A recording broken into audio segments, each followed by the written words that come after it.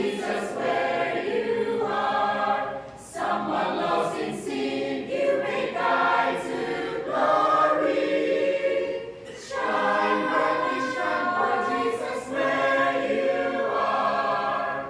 In your home today, let kindness flow. Shine for Jesus where you are.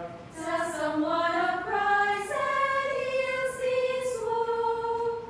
Just shine for Jesus where you are.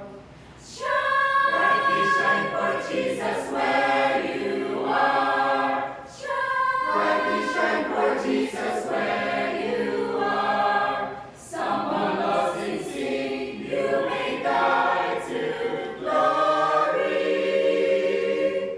Shine, brightly shine for Jesus where you are.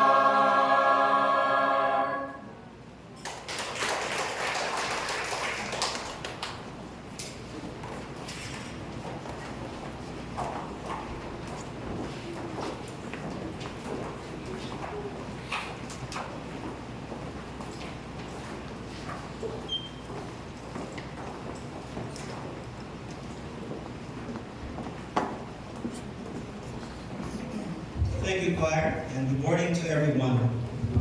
I like the message, the song, Shine for Jesus Wherever You Are. And that reminded me sa isa saying, it's better to light a candle than stumble in the dark.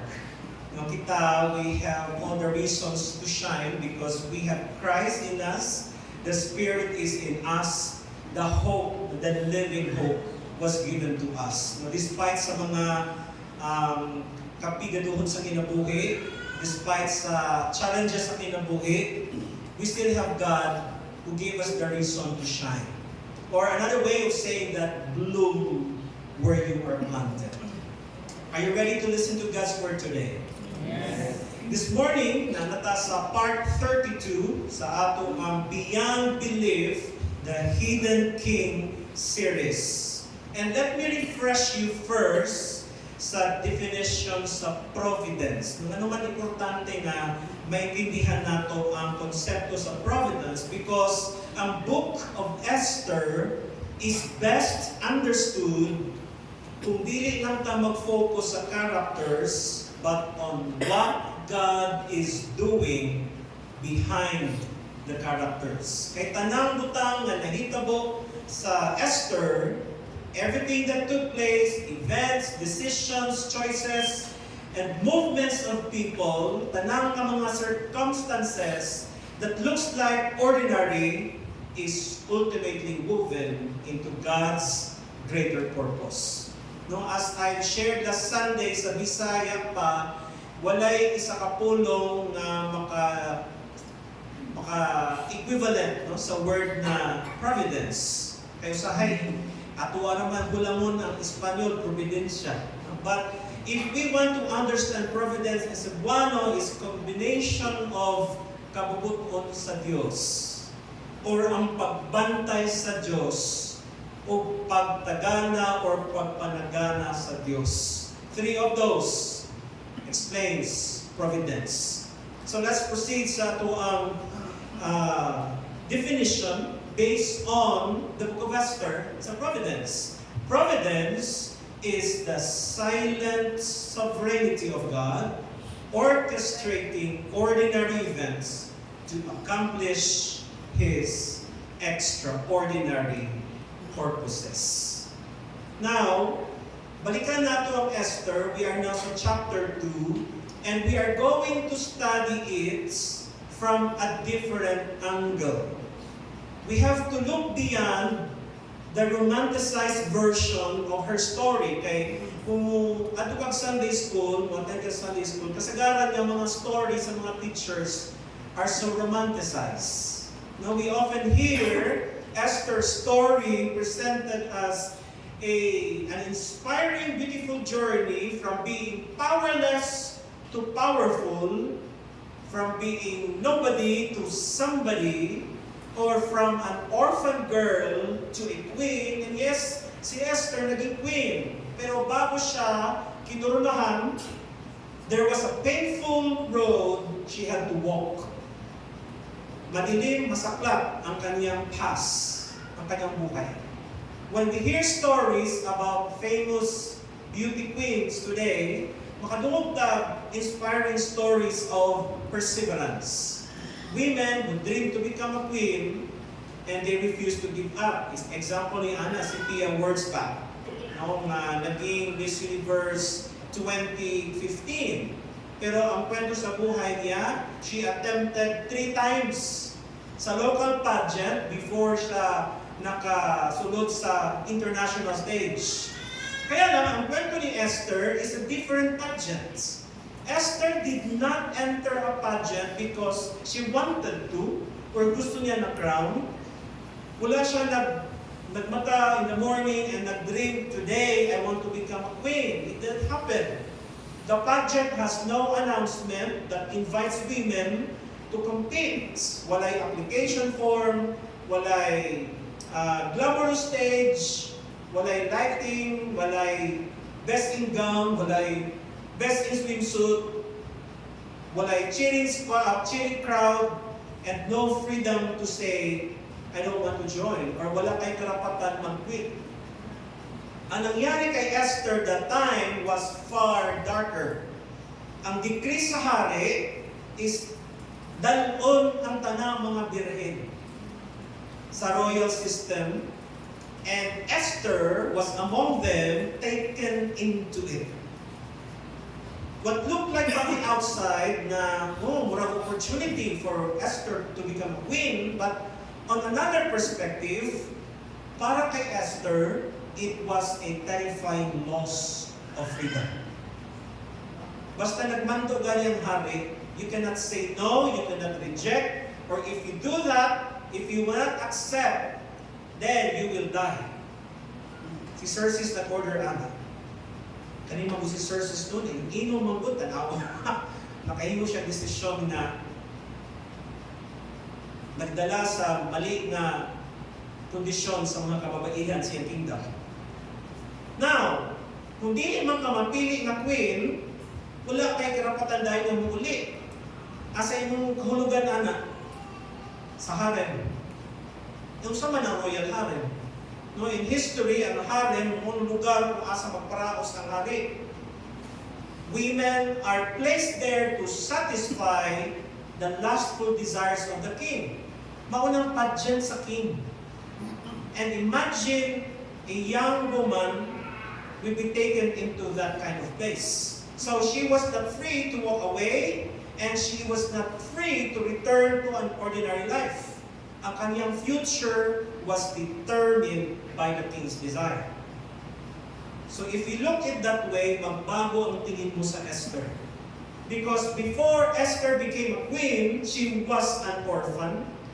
She was a young Jewish woman living in a foreign country or a foreign empire, living under the Persian authority, and gitagaan siya instruction ni Mordecai na itago ang imong identity kay Jewish kaya ka. And when she was brought into a system, wala siya control sa may mahitabo sa iyang body, sa iyang future, or sa iyang kinabuhi. So if we were to describe ang situation ni Esther that time, sa panahon karon, we can never romanticize that.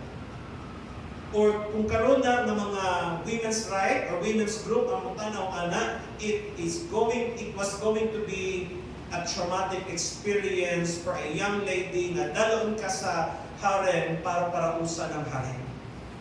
And we will also identify abuse of power. We can also identify absence of consent. And if there is absence of consent, sa panahon karon tawag ana rape. Right? So dili fairy tale ang story ni Queen Esther. And we could recognize ang vulnerability sa isa ka young woman na walay ability to refuse the order of the king. And yet, this is where Esther's story becomes extraordinary. Because kung tanawanin mo ang circumstances, God appears to be nowhere, yet God was working. Kay behind sa decree sa hari, behind sa mga political decisions, behind sa mga circumstances, Esther could not control, but God is working. So behind what appears to be a random selection of a young Jewish woman, there is a God. No? God is positioning someone who will eventually become critical to the preservation of His people. Si Esther, hindi niya makita ang Ginoo. Hindi niya mapansin saan kumikilos ang Diyos sa kanyang buhay while she was living through that circumstances. She could only see her circumstances, and perhaps that is one of the hardest lessons in life. Na tanggapin mo na lang na yan ang nagaganap sa buhay mo. Kung sa Bisaya nga, dawat-dawat na lang yun. Muna nahitabo kay Esther, dawat-dawat na lang yun, bahala na lang, mas hindi siya willful nga gamiton siya sa hari.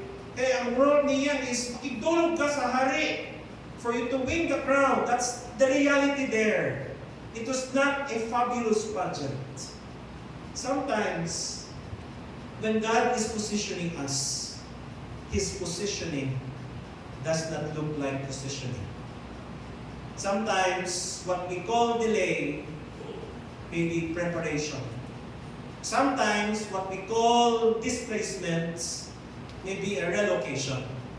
Usahay din na ito masabtan, mga biktima ta sa earthquake. Kadungo recently, no, ang Indonesia, 7.7. Sunod-sunod na. No? Pulihanay lang ang North America o Southeast Asia. Pagkin po ng Japan, yan, nagka-tsunami sila. What we call a closed door, sa tingin natin, but in God's providence, it was a redirection. Minsan, na tinatawag natin unwanted circumstance may become the very environment where God accomplishes something we cannot yet see. So si Esther, hindi niya alam bakit siya pumasok doon, bakit siya dinala doon. Because according to the scripture, all the ladies na single and virgin was taken. Ibig sabihin, it's not out of their will. Basta kung wapa ka, berhin ka, imagine 128 provinces ang hinahandle ni King Xerxes. Siguro, abot o 500 women na ang ginala. Ang grabe, hari, no? Kapuya na. Grabe po si Xerxes pa. No? But, yan, si Esther hindi niya alam bakit yan ang nagaganap sa buhay niya. Pero, in the background, God was already preparing for her position. She only knew what was happening to her, but God knew what He was doing through her. And this is where Beyond Belief 32 begins. Because sometimes faith is not believing that God will immediately change your circumstances. Sometimes faith is believing that God is still at work in circumstances you would never have chosen. I remember my friend, katong nami, best friend niya, parang nalayo naman sa Ginoo. Pero ang iyang linya lang, sige lang, ang buwan na nato na, God has His ways. Tatag din na sa ako, God has His ways. As the song says, He works in ways we cannot see. Yan ang kwento ni Esther. It is a revelation that God's providence does not always come wrapped in miracles. Sometimes, ang paglihok sa Ginoo, it comes disguised as circumstances. Sometimes, God is working most powerfully kung hindi nato makita iyang kamot.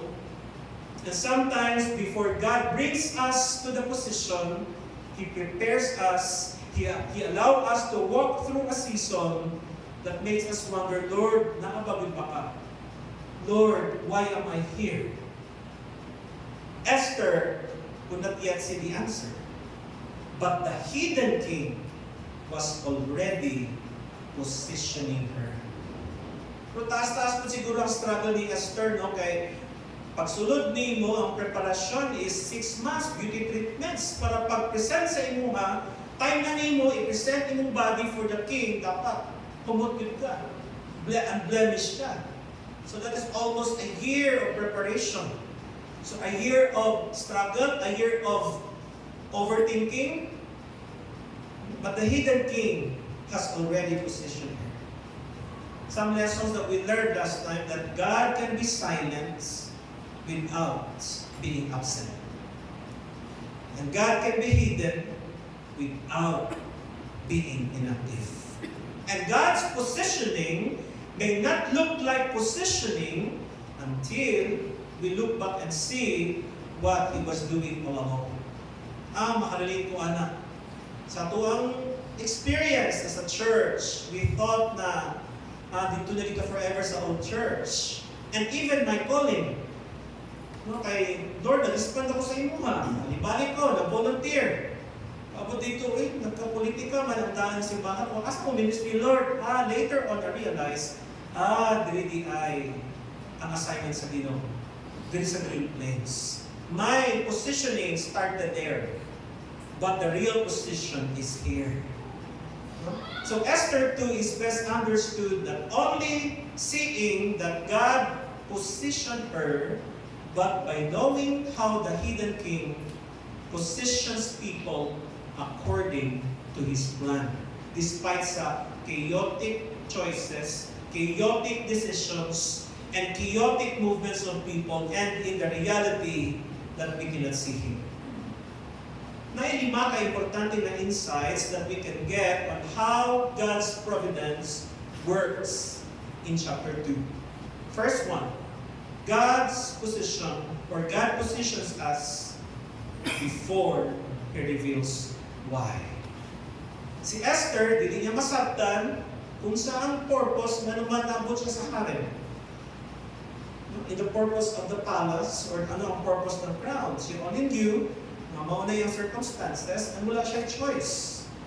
Pero ang Ginoo, God knew her assignment. So ang iyang movement from being an orphan to being an exile towards the harem and towards the queen position, mura na siya, swertihan lang siya. Kung tanaw sa tao, swerte lang ka. But in the hindsight, we see a sequence of a providential positioning. So the position came before the purpose was revealed. And listen to this. God may place you somewhere long before He tells you why He placed you. May mga punto sa kinabuhi na diha na nimo nasabtan nga no mo to nahitabo in the past. When I worked sa Cebu, I thought, amo na ni, kailangan ko sa life dire, murag, nagpahulay mo sa ministry kay Kapoy whole week, or the whole working days sa radio ka, kunya Saturday, Sunday, sa church, magbulat kay pahulay. So pagod ako sa Cebu for a month, huwag ko simba-simba. Pero pray ko, but that's not an excuse. Ikapoy ko ministry, but in that 5 months na nag-spend ko dito, parang uncomfortable ko nga not to be in the church until God cornered me na, June, ang imong calling is church ministry. So after all the exchange of concerns na Ginoo, I decided to go to mag-volunteer sa CCF. Si GMC pa to sa old church. And expectation, wala may opening na job. Basta mag-focus sa church, tama lang po sa church, pero wala iskweldo. For 2 years. Kasagaran lang ako ang nabuhi ko sa tawag na, honorarium na 500. But I have no complaints because I'm on fire that time. Ang pag-train sa youth, ang pag-handle sa youth, di pa'y kayo. But there was a point in my life na maunag with the Lord. Muna niya yung calling sa ako. Basta ko pa man ang sweldo sa janitor. During that time, nang mahulog din mo savings sa call center. Ay volunteer lang ka. But salamat sa Ginoo kay during that time na kinder, maka-income ko maghimo sa card. Salamat kay principal si Mama. Kung mag-decorate sa church during December, during graduation or special events o night, gamay na love gift. Kunya, gisudlan na lang ako ang janitorial kay paghawa sa dito, ako lang mag-janitor para na kadugang income. Mga gidangan na ko nga, kung volunteer sa ministry, but at the end, I feel lang, pagibig-ulit na ako, kay nagkagubot man ang simbahan.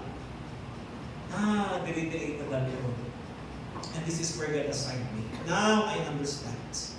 Now God positions us before He reveals why. This is especially realistically true because we often want purpose behind or before position. Gusto nato, Lord, explain daw sa akong assignment. Kunya, please ko na ako that, Lord. Sometimes we want to know, why am I here? What is the reason? Nga naman nahitabo ni. Nga naman nawalan akong trabaho, Lord. Nga naman nagsarado akong company. Nga naman naglinog na daw akong balay. Nga naman gibahaan ni Lord. Where is this going? But in Esther, we can learn that sometimes God prepares the place before He explains or He reveals the purpose. So you may be in a place today and still not understand why. You may be in a season that makes no sense, and you may be asking, Lord, na naman, mga ang trabaho, di man akong ispirahan. Why this place? Why this responsibility? Why this season? I hate this season. But perhaps the best question would be, how can I remain faithful while I am here? Noong taon, si Esther, maskin, yang pa, undergo siya sa process. Tanang beauty treatments, niya nabot ang time na yun niya, na makidulong siya sa king. But still, God was pleased to her and she got the position. So while the purpose or the reason is not clear, kung sa'y katubagan na, be faithful. Nawalan kang trabaho, be faithful still. Kamay na lang income, o what is your income? Be faithful. Why? Because God is still positioning you. Wait for that position. Do not feel hopeless. Be faithful. Ang munang panagam nato. Ang problema nato kung mawad na nakag-hope, nga di pa rin ka faithful, asa mo. That's why shine. Even though you cannot see God, you cannot feel God, or you cannot sense where your life is going, shine. Because Christ is with us. And a position is waiting for you if you will remain faithful. Second, insight. God can use a broken system without approving its brokenness. Kung saan man ang broken system? Ang system sa Persia, ang sistema sa hari. Di ba? Tungod kay nahubog siya, naigo iyang garbo, kay iyang wife, di magpakita. So naigo iyang garbo, i-dethrone ang iyang queen. Nakita siya bago. Kasi damay-damay ta ng babae sa kingdom. That is an unacceptable system. But the reality is, even though no matter how broken our system, no matter how broken Philippines is, no matter how broken ang sistema sa economy, sa itong country, na murag natin mga government, na murag gadamgo nga, nindot, powerful ang atong economy, murag niya, mga tao, kamang na, murag out of touch sa reality, but one thing is sure, God is above every human system. The reality is, God is never trapped by the corruption. God is never trapped by limitation. God is never trapped by brokenness of human structures. And He will never run out of ways to accomplish His purposes. Now, this is a very important thing. No, di lang natin isulti nga, nahitabo ni kay kabubot kung sa Ginoo. No, not a broken system. And that is because of sinfulness of men. Nga naman naglisod ang Pilipinas ron tungod sa sala, sa greediness sa atong government. What ang Persian system? They were exploitative. Ang batasan sa hari, corrupt. And Esther's circumstances involved things he did not freely choose.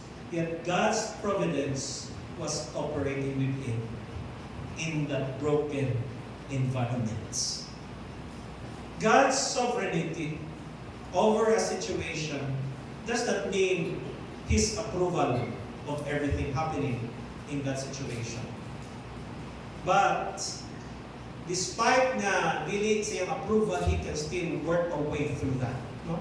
In other words, God can work through what He does not approve. So bahala karon ang tunang paggamay, isod yun ang ekonomiya, no, may marang hubog ang atong gobyerno, they do not know what's real, but providence will always make us out of this situation. So even when God does not approve of what happened, He is still powerful enough to work through what happened. And that is the hope of providence. No, the brokenness of the environment, the brokenness of the family, the brokenness of the church, the family of our country does not place God outside the story. Why? Because He is the one writing the story. And He is always in charge. Amen? Despite ngayon itong kahintang, God is still always in charge. Maskin ang lingog na to, ang lingog diri, ang lingog palibot sa itong kalibutan, God is still in charge. Number 3, God can use broken people for the position He prepared. Last Friday, natunan nato na ang kwento ni Esther, it is coming from an unfavorable position. Again, wala na-introduce si Esther as a powerful woman. No? Pagbasa nato, pagsugod pa lang sa life ni Esther, she was introduced as a powerless individual. Orphan, walay ginikanan, kunya nabilong sa minority, kinahalang taguon niya ang iyang identity, and she was brought in a system that will abuse her. So kung tanawan nato by human standards, ang kaniyang circumstances, it looks like a disqualification. But God was looking for someone who already possessed the power of the position. Now, ginaandam sa Ginoo ang position for someone who will eventually occupy it. That is the important, or that is an important distinction. Kasagaran, ang unang nato, siguro kung talented lang ko, kung I'm experienced enough, manindot na akong kinabuhi, gabiton ka sa Ginoo. But Esther's story challenges the thinking. She did not become a queen because she was already powerful. She became a queen because God used that position for His purpose. So the palace did not prove that Esther was strong. The palace became the place where God would eventually develop and call forth the strength she would need. Listen, God does not wait for perfect people before He positions them for His purpose. When God called me, I was lost. No?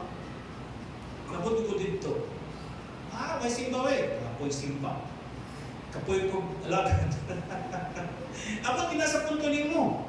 So kinabuhi that you are tired of everything that you've been doing for years. But ang kanindot lang, kay God can still call you back for His purpose.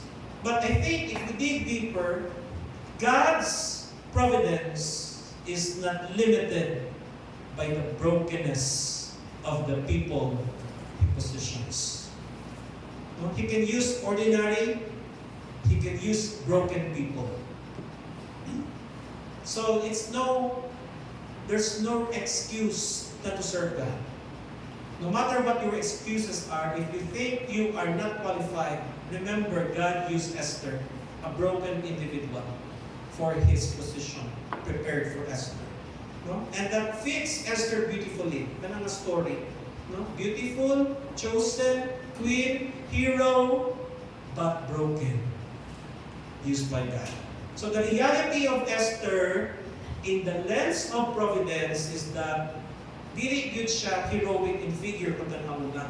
She was vulnerable and nabutang siya sa circumstance beyond her control, may fears, may limitations, but what made her life wonderful?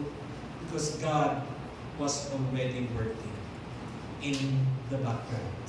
That means God's providence does not begin when people become impressive. God's providence begins right in the middle of their weakness. If you think you're lost, if you think you're living in weakness, that does not excuse you in God's providence. Now think about the pattern sa Scripture. Balikan natin si Moses. Kung saan man ang brokenness ni Moses, he was insecure. He was reluctant. Kay, sa tinod lang, ang description kay Moses, kung mag-istorya siya, na-stammer. Kung magsulti siya, murag, kuha niyo ang... That's how Moses speaks. That's his weakness. That's why reluctant siya to be used by God. David, he was overlooked, ano man, because he was the youngest. When the father was presenting kung kinsa ang iyang mga anak, fit for the king, naluwi ko kay David. Kay wag siya gi-appeal sa iyang papa. Dito siya sa field. Until gipangita siya sa prophet. Gideon, talawan man si Gideon. But God gave him the courage. Jeremiah, he was too young. But God used him. Si Peter, impulsive, inconsistent. But God still used him. Di-deny pagganian Ginoo, but God still used him. Paul, a former persecutor. Persecutor sa Christians. And Esther, an orphan girl in a foreign empire. Still, God used him. So ang common denominator is not that they are naturally extraordinary. Dili kay talented, dili kay gifted, dili kay maayong istorya. But it is that God was able to work through people who were inadequate in themselves. God can use you no matter how broken you are. Don't tell me that all throughout my life I was not broken. From time to time, the Lord is breaking me. 5. God positions more than people. He orchestrates circumstances. So, dili lang tao ang iyang ginagamit, pati ang mga sitwasyon. He can use situations for His agenda, to serve His agenda. So, ang chapter 2, dili lang ni about Esther. Kung atuang tanawon, Esther is positioned in the palace. Apil na iyang cousin, si Mordecai, di-position sa gate. Apil na si Hegai, gipamuran niya si Esther. Giapil na ang king, gipili si Esther. And si Mordecai later on, na-discover ang assassination plot. The event is recorded and then it appeared to be forgotten. But at this point, none of these things seem connected. But God's providence is not merely placing one person in a place. Ang providence sa Ginoo is bringing multiple people, decisions, relationships, and events into convergence. Muna kung balikanin mo ang past ni mo ba, ay, mo ito mo rasulay niya, gahimo niya to. Ay, kung wala ito na hitabo, dili mo maingani ron. So everything that happened, especially difficult and challenging in the past, are beautiful orchestrations of God's providence. And we must thank God for that. Not only in the good times, but in the most painful situations, God's providence works. So, ang atong Ginoo, He does not merely position people, He orchestrates circumstances. In other words, what looks like coincidence, when viewed separately, becomes providence when viewed together. Na may isang moment, akala mo nag-usap lang kayo sa isang tao, na-encourage mo, and later on, may one line na nagtatak sa iyaha, and that gave him the strength. Diba, abinin mo, ordinary conversation lang. Abinin mo, ordinary acts of kindness lang, but it turned out to be a powerful action to one's life. So one decision may seem disconnected from God's larger purpose, but God sees the whole picture. Ang ato makita, fragments lang, but God sees the story. Lastly, God's sovereignty does not make us spectators. It makes us participants. No, ang providensya sa Ginoo, it gives meaning to faithful responsibility even when we cannot see the outcome. Si Esther, hindi niya alam why she was in the place. No? Why she was in the palace. Mordecai did not know why ang report nga magpatay sa hari nga nadunggan. Si Hegai did not know why naman ganahan siya kay Esther. Hindi paboran niya. And the king certainly has no understanding why gipilit niya si Esther. Yet they were all participating in something bigger than themselves. And that's the important distinction. God is sovereign, but we are not spectators. All of us are participants of God's sovereign providence. Still, maski lisod ang kinabuhi, challenging, we show up, we serve, we obey, we work, we speak, we remain faithful, and we take responsibility. And eventually, God reveals what He has been doing all along. Una, pag may one day, mabutin mo, ay, maudi ito, nga naman, ito po. Salamat, Lord, kay ito mo ito. Even nga, pila na ka, balde, gihilak. Usahay, grabe ay mo trauma, kalibiyan kaya sa mong girlfriend or sa mong boyfriend, but later on, you realize, ay, blessing day ito. Nawag mo na kadayon. Ay, karon nakita niyo, inana diya siya. So maybe you are in a position where you may not understand where you are right now, but it may not be purposeless why you are in that position. You may not see the significance of your faithfulness, but it is not necessarily wasted.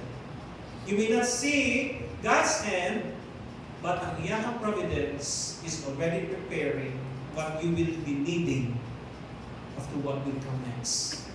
So, kung si Ruth, gitudluan ta to be faithful when the outcome is unknown, si Esther, she teaches us to trust God when the reason for our position is unknown. Ruth worked without knowing the outcome. Esther occupied a position without knowing the purpose. Unang difference ng duha. But both of them teaches us the same truth. What is that? God's sovereignty does not make us spectators.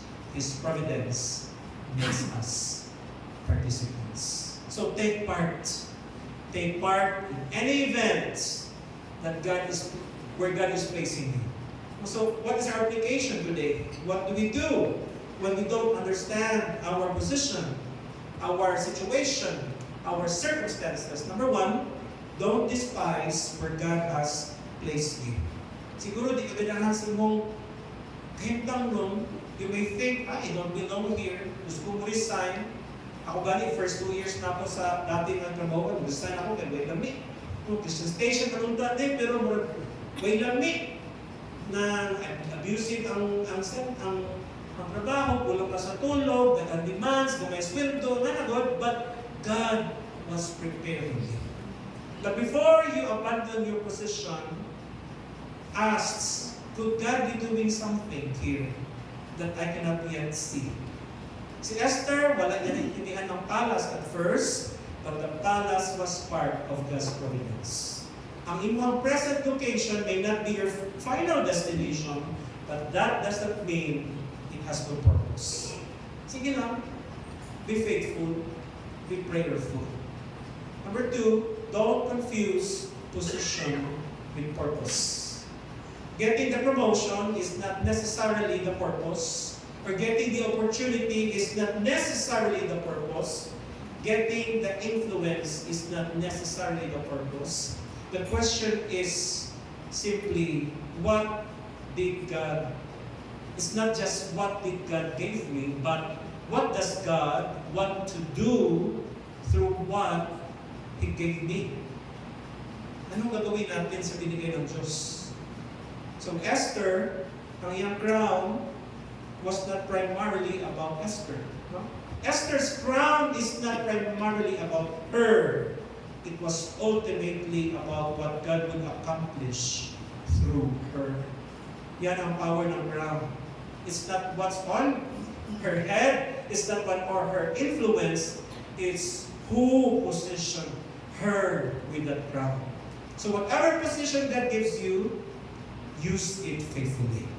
Number 3, don't underestimate ordinary faithfulness. Baka isipin mo, ang trabaho mo insignificant, ang role mo insignificant, ang tingin mo, ang prayer mo insignificant, what may tubang ang Ginoo idugaya mo eh? Or your service is insignificant, your generosity is insignificant, your encouragement is insignificant, no matter ni mo gina-encourage, magyapon disipo, magyapon na faithful. But you don't know what God is connecting you to. So be faithful. Do not underestimate ordinary faithfulness because everything is recorded and everything will be rewarded. You may never see the results right away. That's okay. You don't have to see the whole chain to be faithful for you to understand. And lastly, trust God with the timing. God has His own dates, His own plan for you. According pa sa Itbulaga, sa Aldab sa una, sa tamang panahon. So Mordecai was faithful before he was rewarded. Esther was positioned before she understood. That means, do not measure God's faithfulness by how quickly you see results. Sometimes ang result, pila pa ka years. Pila to ka years nagulat si Joseph? 13 years. Tugay, napriso pa siya, napasangin ng tanga ng hilabot sa asawa ni Potiphar. But naabot yun ang plano sa Ginoo for him. God may be preparing something today that will only make sense tomorrow. And sometimes tomorrow means 10 years later. Just trust God. Trust His process. No? A delayed purpose is not an absent purpose. A delayed purpose is not an absent purpose. A delayed reward is not a forgotten faithfulness. Si Mordecai, when he reported na naay plot against the king, girecord lang ang iyang report. Wala siya reward, but later on, mauna nakasalba sa Iraq when he was supposed to be put to death. So sa atong closing, sa Esther 2, sa ending, gikoronahan si Esther. Gipurong-purungan si Esther.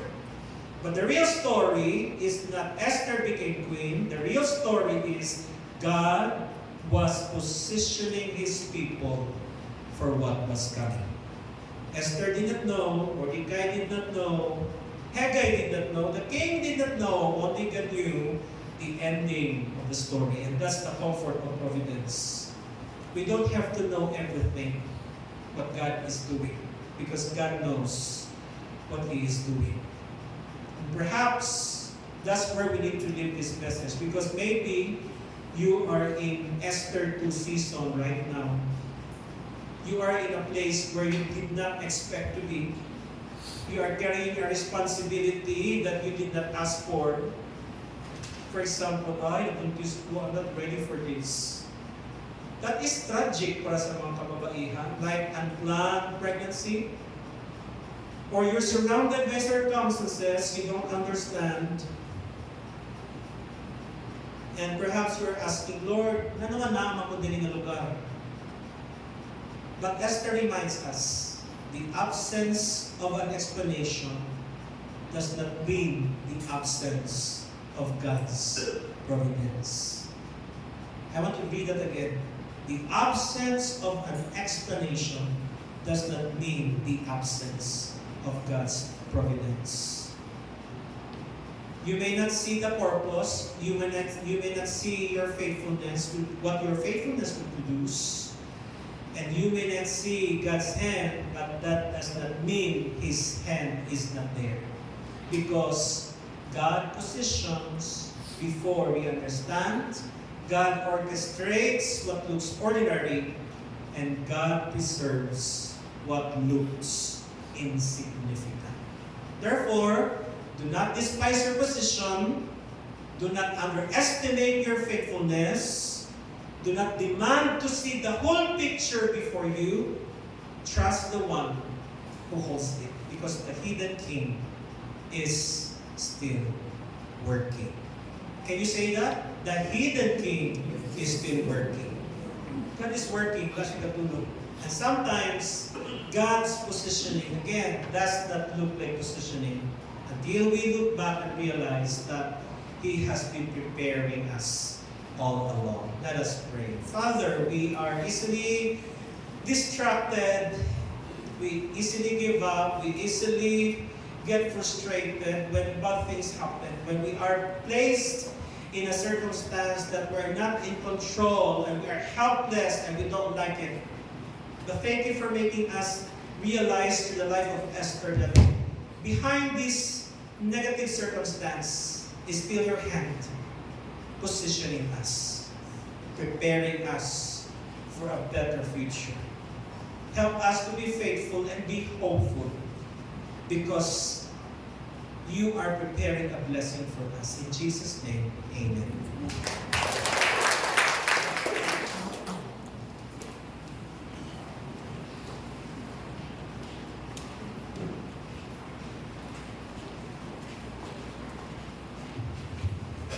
Praise be to God. So I am very timely na message ng tanan. Salamat po ng bless. Amen?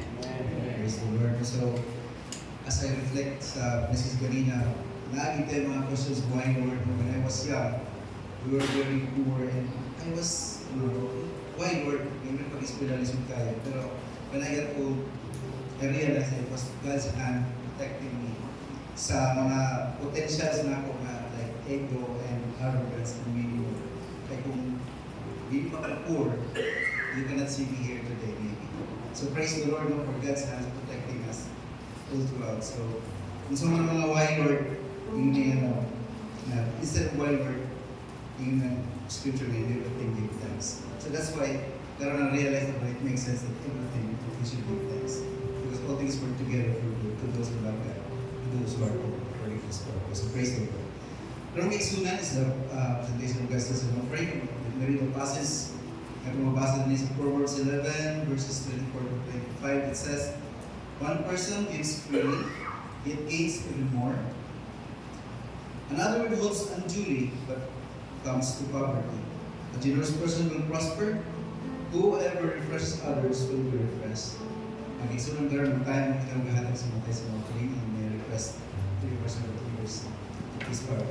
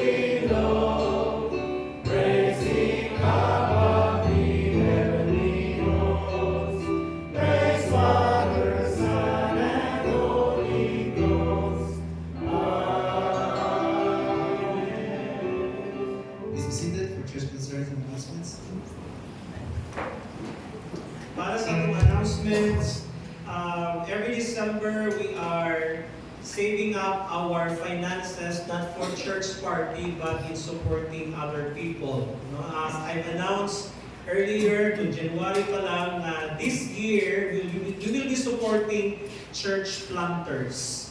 So there are lists na ihatag sa kuha si Jerby, ihatag siya 11 individuals who are working as church planters na kulang ang support. And so, this coming December, ang ato ang matigong nga financial support ihatag nato sa ilaha. So starting this month, no, by groups, na i-announce, ay ihatag, nag-assign ng mga names sa mga pastors, and by December, mauna ang atong tabangan, no, para sila maka-experience po sa support na gikan sa other churches. Kay doon ba mga church planters, no, sayang nilang madawat lang monthly is 1,500, 1,000, kuwi kaayo, but we will give some kanang tawag ng pahalipay ba sa ilahan, no, sa while doing the ministry. So, ako lang na-submit ang mga names, and kung ma-send na ni Jervy ang mga dawong nila para ma-inspire butang na ay dili dahil listahan na, no, na tinuod din ng tao na atong tabangan. Okay, dili hindi siya confidential fund. Kundi tinuod din ma-support ang atong tabangan. Anyways, we want to welcome back, no, in our worship today kay Brother Jovel Bulpe. No? Welcome kay Brother Bulpe. One week lang ba yan na dili? Pero, just like the message says, no, providence to God na pabalik ka after 1 week. No? May promotion na, no? Congratulations ni Ay, no? Kay Brother Jovel. And also, welcome back kay Brother Larry Astilio. Yan. Both of you all stand and let us sing I Love the Thrill. Kung sa'yo na sa thrill, that's mine. Dili ka small. I love the thrill. I love the thrill that I feel when I get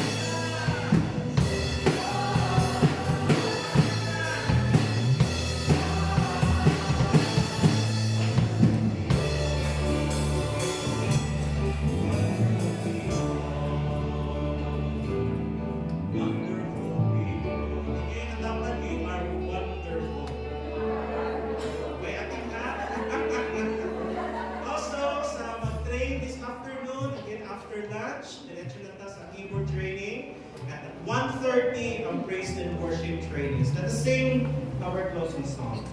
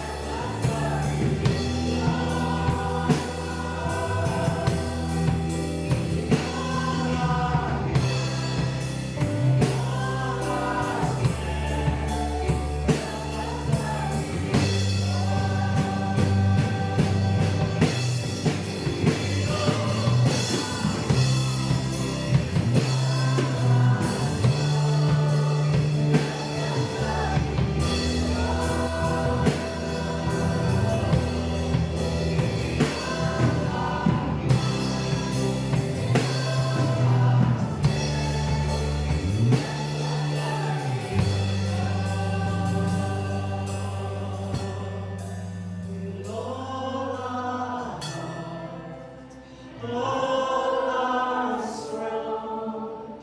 Help us love you, Lord. With all our might and all our strength, help us love you, Lord. Yes, Lord, we easily surrender when problem comes. We easily decide to give up. We easily decide to be frustrated and be distracted. We easily forget that you are sovereign and that you are God of providence, that you work in our situation even when it's difficult, because nothing is impossible with you. Thank you, Lord, your providence is made aware again to each one of us. To someone who decides to give up, God is still there. To someone who thought He is not there, but His providence is working and is positioning us to a place where you prepared for us.